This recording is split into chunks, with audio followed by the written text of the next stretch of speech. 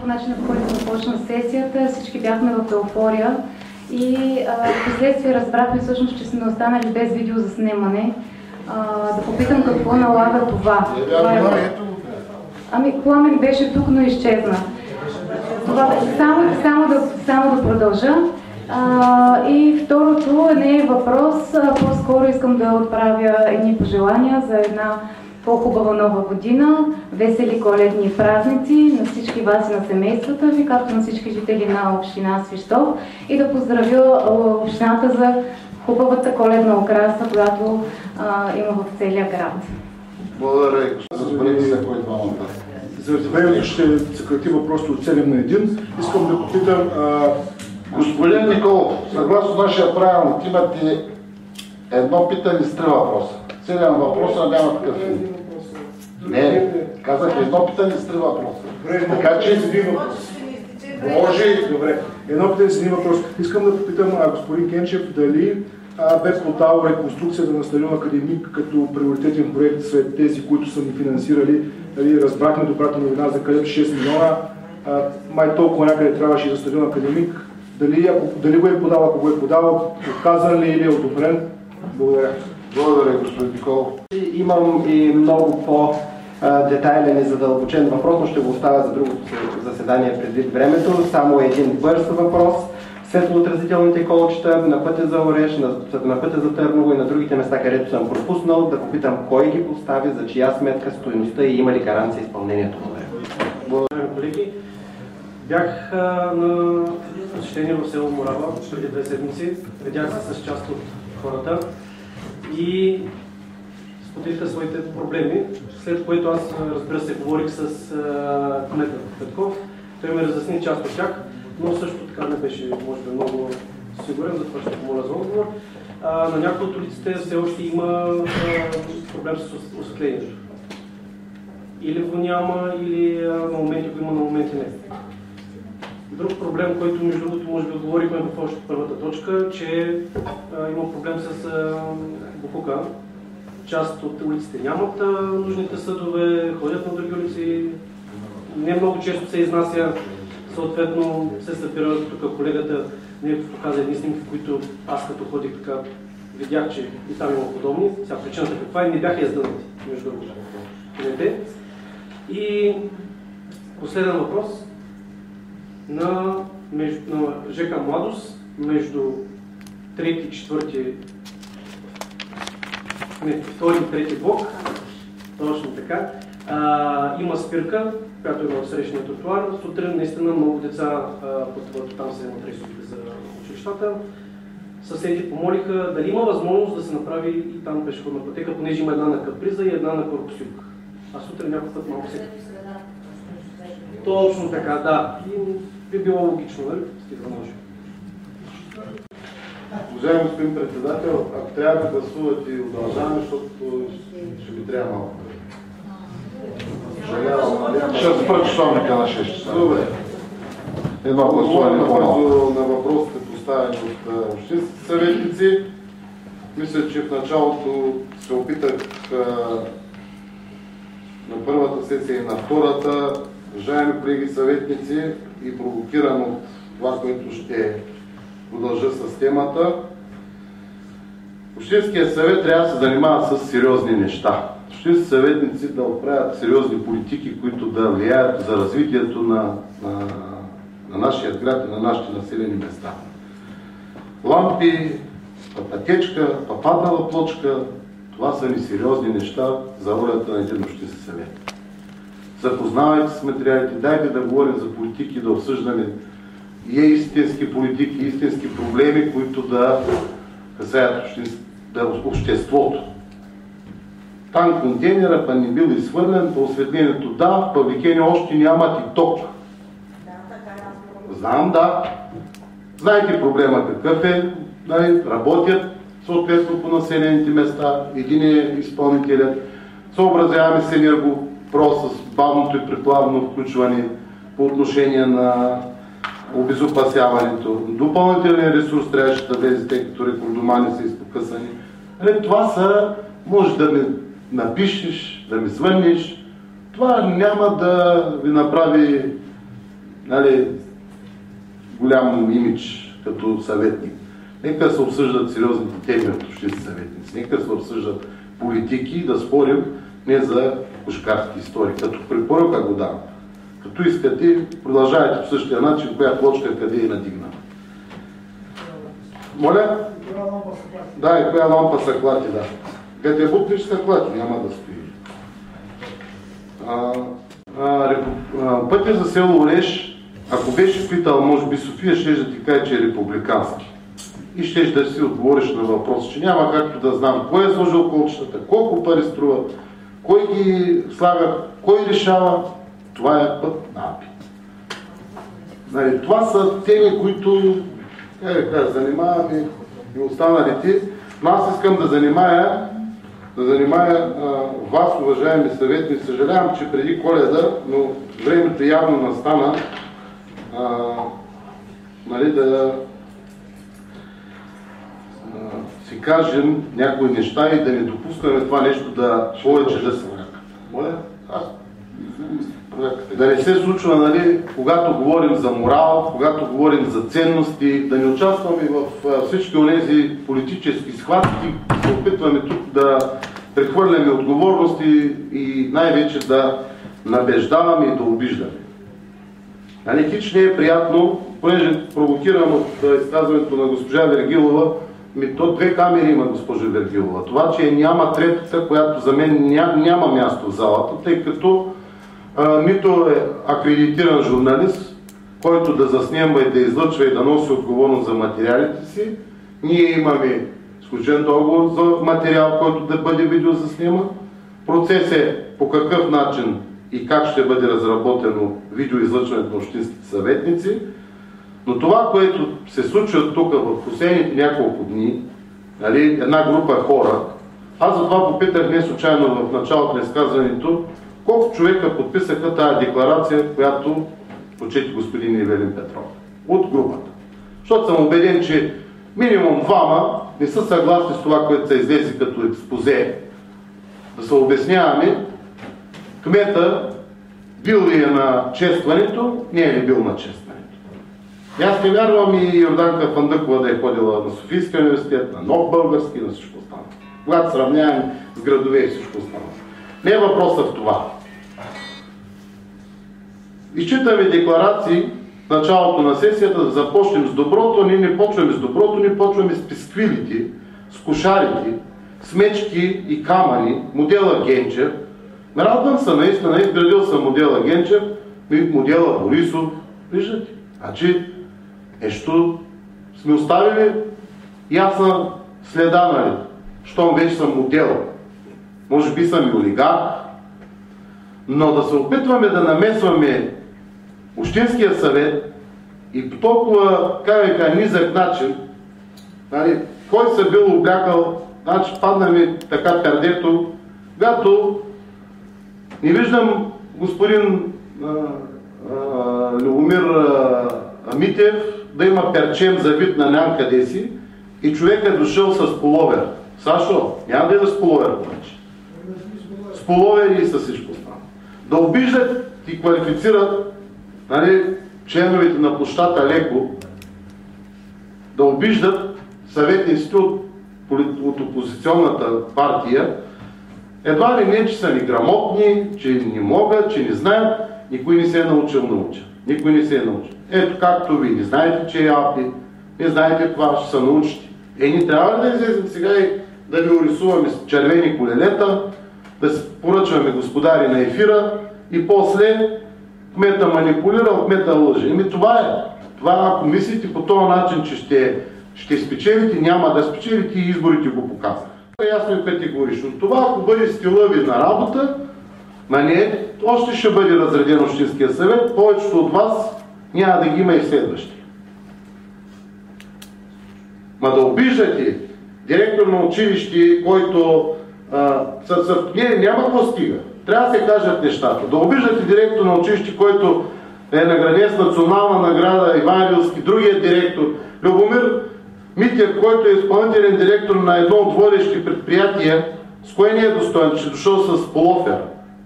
Че Милен Динков има физиологичен дефект, нали, трябва да му се присменчи за ичъл и фъчкал. Мисля, че това не е начина на общуването с Общинския съвет. И се обръщам към групичката, те се знаят кои го сътворяват. Няма да постигнете нищо добро с това нещо, повярвайте. Казвам ви го така, както ви го казах. Към режисьорите.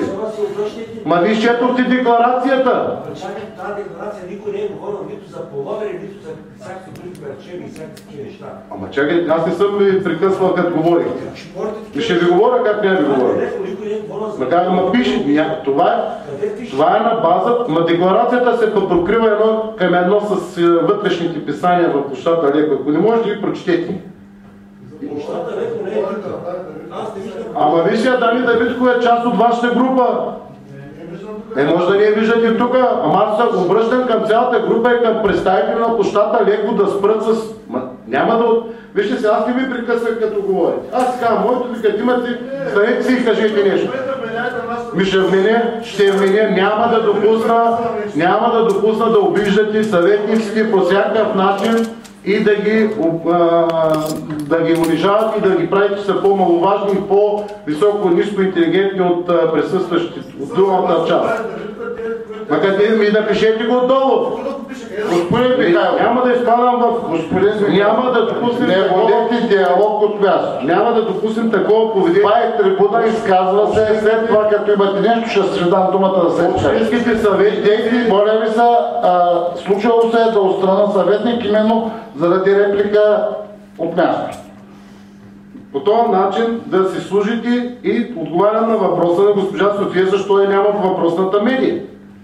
Няма как да бъдат допускани хора, които да манипулират по някакъв начин и да правят.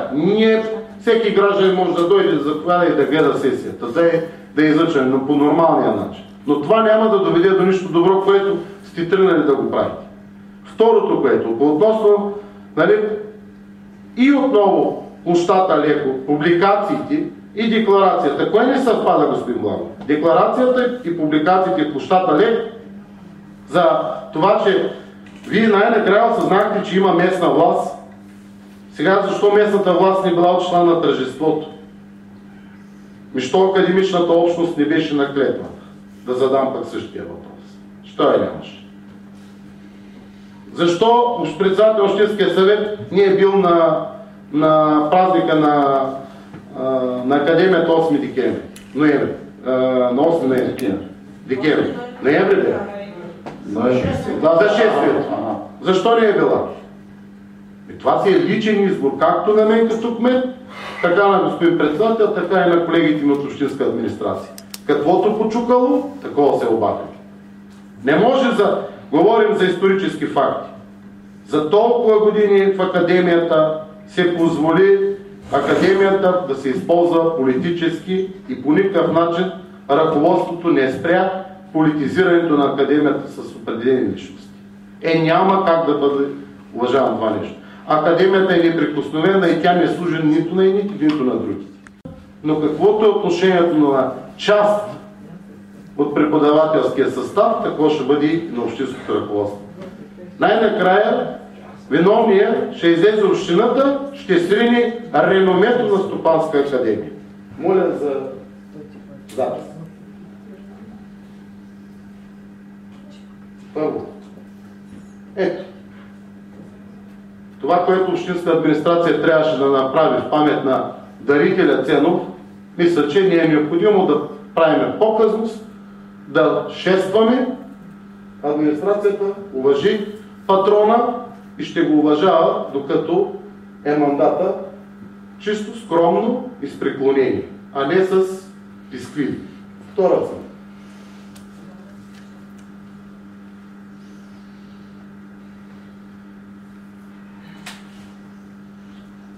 Съкращават 29 служители от Стопанска академия. Правителството одобри допълнително 2 милиона в Стопанска академия.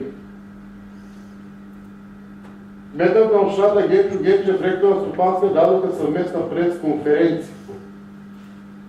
Стопанска академия ще получи 2 милиона лева помощ от държавата. 2015 година честване на 8 декември в Стопанска академия. Коя? 2017. Ето ма. Нали искате да ма видите? Ето ма. 2000 коя? 19. 2022. 2023. Кой е виновен за състоянието на академията? Кой е виновен, питам? Тук има един много сериозен проблем, който се очерта по време на изборите. И хората го задаваха с срещите ни и с разговорите си. Въпросът беше Стопанска академия. Какво ще направите? Когато Стопанска академия трябва да се помага, господин Генчев, видяхте предходните статии. Това са статии на национални медии, на национални вестници. Когато господин Генчев трябваше да ходи и да търчи, което бе потвърдено и от господин Вълчев, тогавашен министър, тогава господин Генчев беше добър. Но вече господин Генчев и кметската власт едва ли не ще урони авторитета на висшето ни училище. Нека сами да си направим равносметка кой и докъде срива авторитета на висшето учебно заведение. Защото всички трябва да си спомним прословутото събрание в аулата, не в аулата, в Студентски дом на културата, когато беше и синдиката госпожа Лили Вълчева, и министъра на финансите Краси Вълчев, и аз, и господин Марчевски, и тук в писанията в националните медии, когато е записано 7000 Стопанска академия в Свищов пред финансова криза, съкращаване на персонал. Аз не съм виновен за състоянието на Стопанска академия, че е в този вид. Дайте пак залата с студентите. И да обвинявате общинска администрация, че е направила светването на коледните светлини на 5 декември, какво общо има с 8 декември? Къде са студентите на 8 декември? На 7? Къде са? Къде са? Това са, няма да приближавам, 75% преподавателски състав.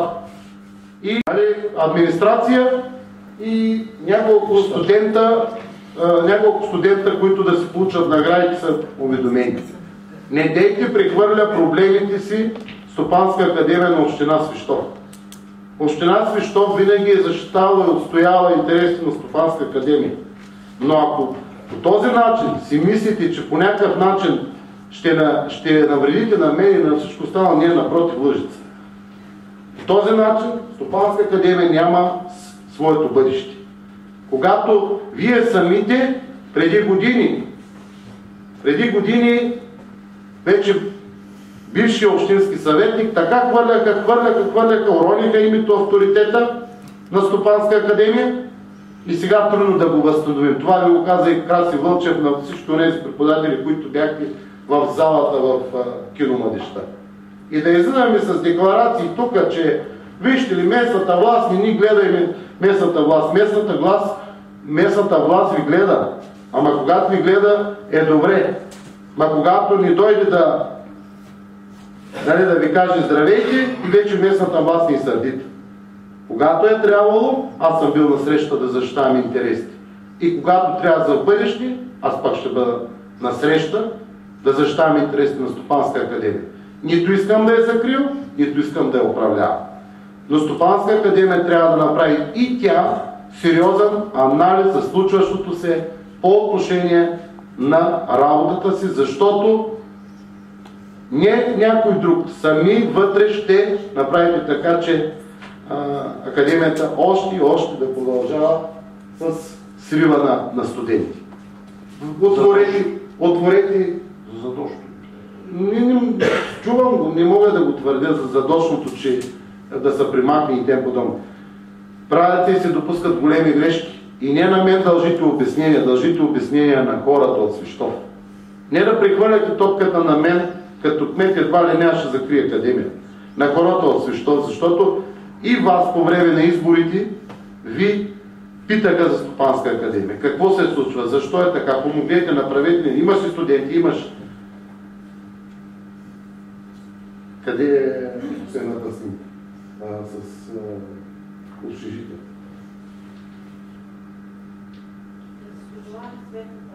Стопанска академия Свищов ощетена с 1 милион лева годишно схема чрез учебници. Това да не би аз да съм виновен с тая схема. И после авторитета сринат от Генчо. Не, напротив. Вижте в годините назад авторитета лека по лека и мислите, че с позволяването на тия писквили в момента, които си ги пишете, че ще принесете за добро за Стопанска академия. Напротив, отстрани стоим и ще наблюдаваме. Защото Стопанска академия е Еразъм плюс, не е само устойчивостта на нея.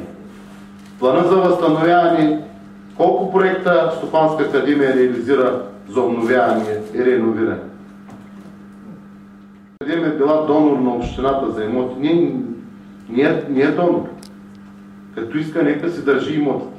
Но тя ги освобождава, защото няма финансов ресурс да плаща за тях. Че съм искал корпус юг, аз не го искам за себе си. Имаше възможност с публично-частно партньорство да върнем отново красотата на корпус юг, да се ползва от гражданите на нашата община. Дайте ми това, бе. Добре. Просто гледах една снимка на едни общежити, както пристигаха студенти с куфари, с светът прозорци. Всички виждаме нашите прозорци как лека по лека гаснат. Да не говорим за интегрираните концепции. Къде стои Стопанска академия в новите стратегически документи? Еразъм плюс няма да ни изведе от състоянието, в което се намира.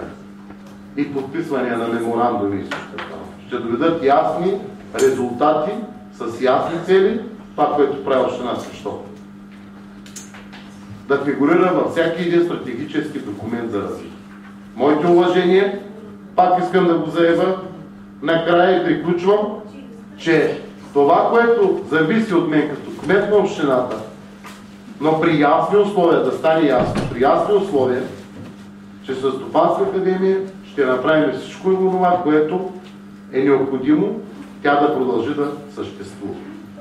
Но такива възможности, които преминаха и ги изпуснахме, защото това ли не е Генчо или общината или кмет, не са моите, няма да ги взема за себе си. Изпусна академията такива възможности по плана.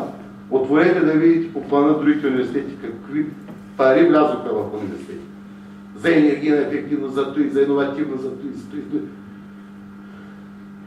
Никой никъде не виждам на Стопанска академия в профила, освен Еразъм плюс. Съжалявам. Орехава и женичката, чистачката, която куцаше на шествието, накарана да шества, макар и с подсукани, да я накарат, за да има някакво. Не е въпросът да минем парад. Традициите са, за да ги уважаваме, да ги пазим, да ги тачим, но трябва да помним и това какво е било и какво ще ни отведе в бъдещето. На вечеря сме на коледните и новогодишни празници. Искам да пожелая преди всичко да сте здрави. Да сте здрави, защото по-ценно от здравето няма. Когато човек е здрав, има силата и волята да мечтае. Да си пожелаем 2024 година да бъде успешна, плодородна и както вчера на коледарите изпадаха стотинките в общината, да бъде ползотворна за всички нас и за нашите съграждани. Благодаря ви още един път за това, че през 2023 година с голяма част от вас взимахме важните решения, за които в момента започва община Свищов да жени със своите успехи. И 2024 година, пролетта, да ни даде най-желания проект за община Свищов, а именно индустриалната икономическа зона на нашия град. Благодаря ви, още един.